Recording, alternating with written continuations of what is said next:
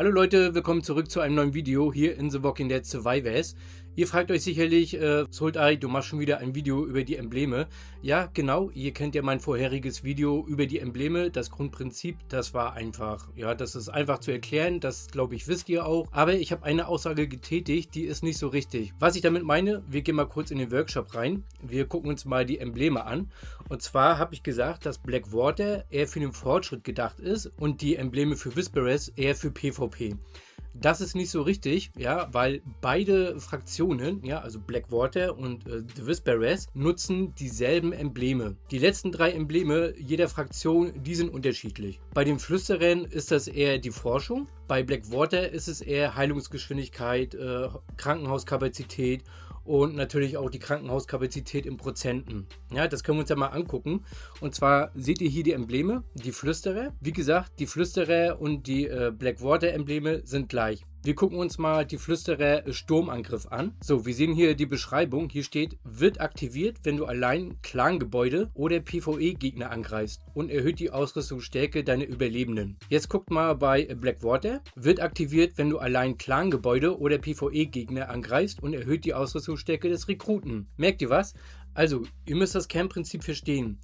2 Fraktionen haben die gleichen Buffs, aber der Boost, den ihr bekommt, der ist unterschiedlich. Blackwater, ja, boostet eure Rekrutenausrüstung und The Whisperers boostet eure Ausrüstung der Helden. Das könnt ihr hier nochmal sehen. Also, wie gesagt, wir nehmen mal dieses Emblem, erhöht die Ausrüstungsstärke des Rekruten. Ja? Bei den Whisperers ist das, erhöht die Ausrüstungsstärke deiner Überlebenden. Ja, das ist der erste Unterschied. Der zweite Unterschied ist, wie gesagt, bei The Whisperers hast du, wie gesagt, Forschungsgeschwindigkeit und bei Blackwater hast du Heilungsgeschwindigkeit oder Krankenhauskapazität. Das sind die 2 Unterschiede zwischen den ganzen Emblemen. Ja? Also kurz gesagt, The Whisperers boostet deine Ausrüstung der Helden und Blackwater boostet deine Ausrüstung beim Rekruten. Also wenn du zum Beispiel 2 Embleme hast mit demselben Effekt, kannst du die bei Blackwater einsetzen und bei den Flüsterern, dann zählt das nämlich doppelt, weil dann boostet das deine Ausrüstung des Rekruten und gleichzeitig die Ausrüstung der Helden. Wie ihr die Embleme bekommt, das wisst ihr ja. Wir gehen nochmal kurz zurück. Wir gehen mal auf die Fraktionswappen ins Archiv.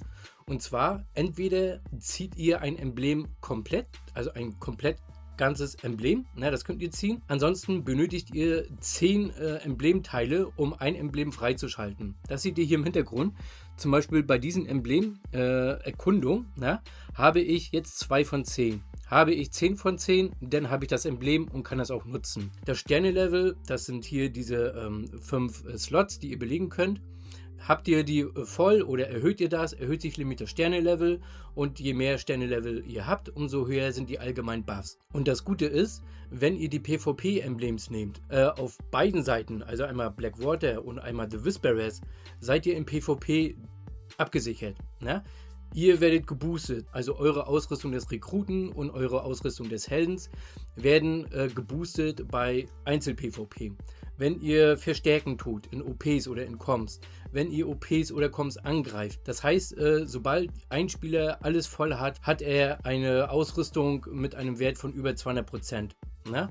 Das ist nämlich sehr viel und sehr extrem und es ist ein langer Grind für Free-to-Play-Spieler.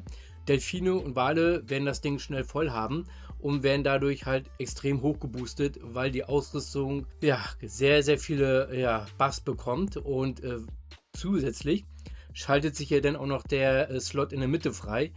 Der gibt auch nochmal 20%. Ne?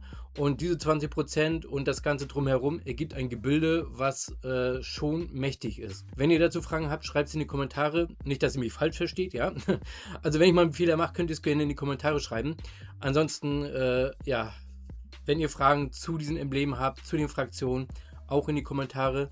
Ansonsten, die nächsten Videos werden davon handeln, wie man sich ein Setup aufbauen kann, was man nutzen sollte, welche Embleme. Das geht aber zu weit. Das Event ist gerade draußen. Nicht jeder hat alle Embleme. Ja, ich muss da ein bisschen aufpassen. Ich kann nicht nur ein Tutorial oder ein Guide machen, nur für Wale. Ja, und die Free-to-Play-Spieler gucken in die Röhre.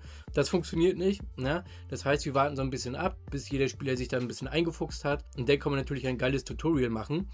Du hast deine Formation, du hast deine Warcard, du hast deine Spezialisierungskarten, du hast die Embleme und daraus kann man sich ein geiles Setup ja, bauen. Ne? Okay, wie gesagt, wenn ihr was habt, schreibt es in die Kommentare. Ansonsten viel Spaß in The Walking Dead Survivors.